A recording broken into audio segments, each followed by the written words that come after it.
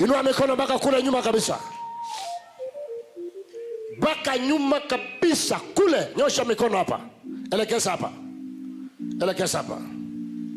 Sema kwa jina la Yesu, Mwana wa Mungu aliye hai, kuanzia sasa kila roho ya kishetani inaenda kuondoka, na kuanzia saa hizi Bwana wa mabwana, naomba kibali, barabara yangu ikawe smooth.